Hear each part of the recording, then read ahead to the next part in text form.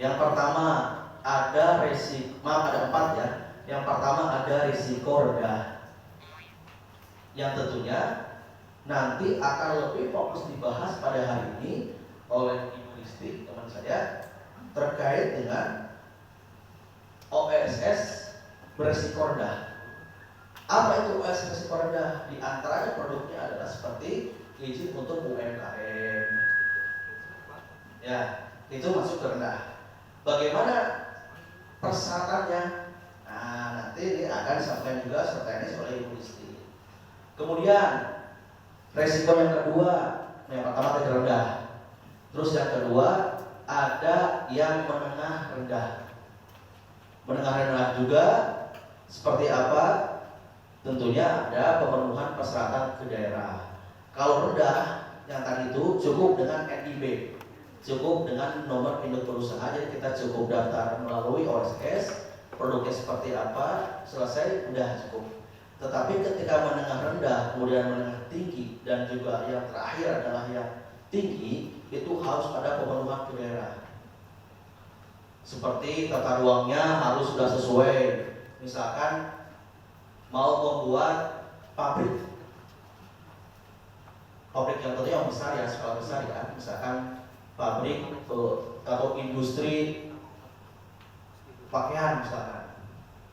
Nah, industri pakaian tentunya itu tidak masuk ke dalam risiko rendah, tetapi masuk ke risiko tinggi. Kenapa? Karena harus sudah dengan tata ruangnya. Tata ruangnya tentunya harus yang berada di zonanya, zona bukan pertanian atau zona-zona industri. Terus yang kedua, persetujuan lingkungan. Persetujuan lingkungannya misalkan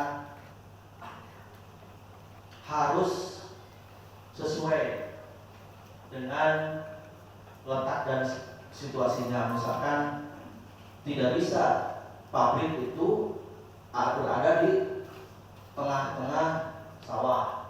Pabrik itu tidak bisa di tengah-tengah perkotaan seperti itu tidak bisa. Itu harus di zonanya, kebanyakan itu di pinggiran atau luar kota Subang. Terus yang terakhir terkait dengan PPG-nya atau dulu istilah IMB. Bapak dan Ibu tahu SIUP TDP nggak? Pernah dengar nggak SIUP TDP? Hah? Bapak dan Ibu kalau sudah menggunakan usaha, pasti sebelumnya pernah daftar SIUP dan TDP ya? Iya ya. Nah, sekarang dengan adanya Undang-Undang Cipta Kerja, dengan sistem perizinan baru namanya OSS, tidak perlu ada SIUP TDP lagi. Cukup dengan daftar di OSS, keluarnya otomatis NIB, nomor induk perusahaan, selesai. Bagaimana cara syarat mendaftar untuk mendapatkan NIB itu? Nah, nanti juga polisi akan menyampaikan. Yang paling terus kemudian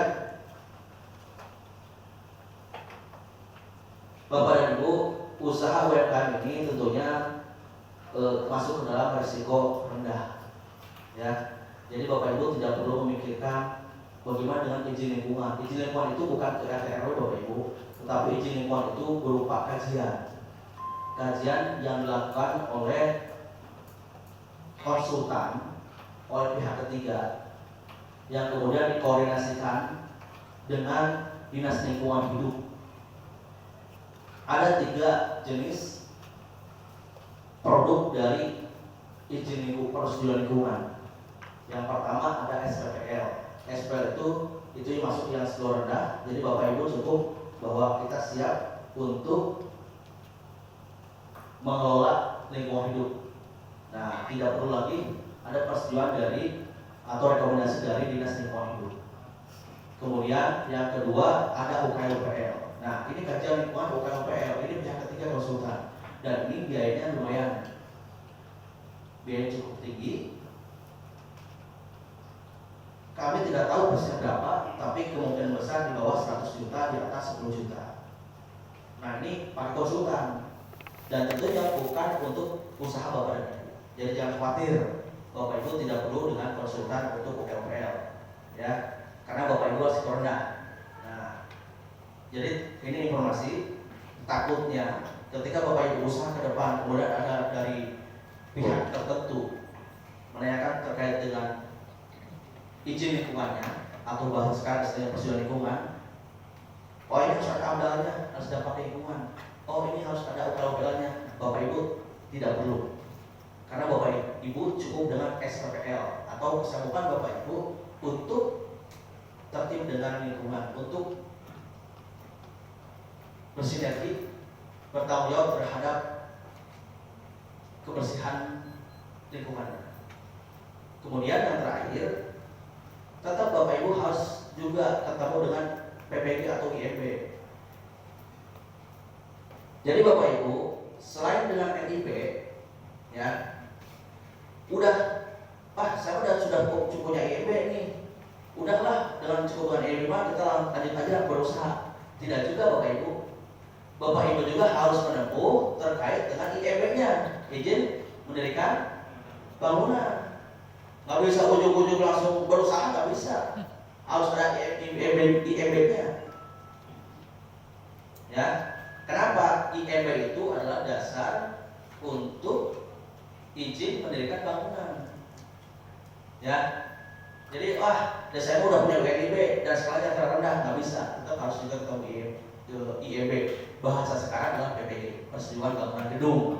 Dengan Undang-Undang Cipta Kerja, IMB itu dirubah ya Bapak Ibu ya, dengan PPG, persetujuan bangunan gedung. Tapi prinsipnya sama, hanya merubah nama saja dan persyaratan juga lebih detail.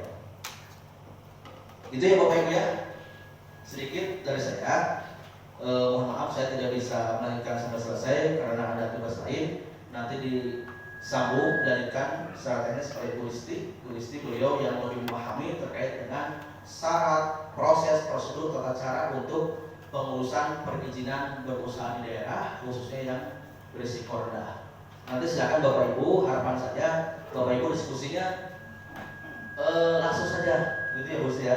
Ketika Bapak Ibu tidak memahami, langsung saja diskusi, bertanya. Jadi think tanknya jelas, sehingga nanti Bapak Ibu tidak bengong aja, apa sih yang dibicarakan saya bingung ya. Jadi langsung aja nanti diskusi biar lebih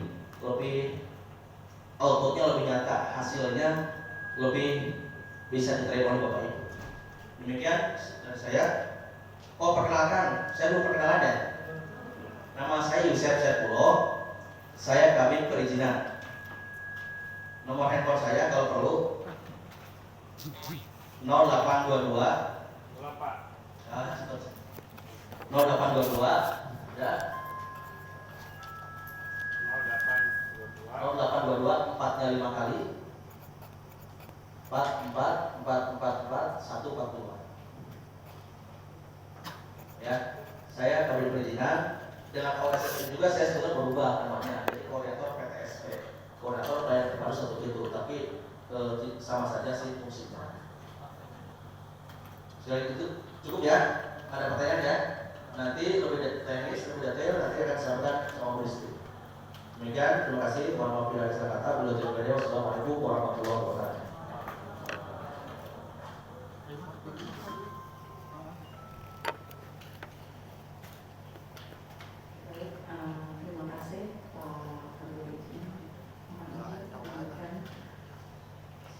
Kabin. Assalamualaikum warahmatullahi wabarakatuh. Yang terhormat Ibu Kabit dari KPP, Bapak Ibu Pimpinan dari Kementerian Industri,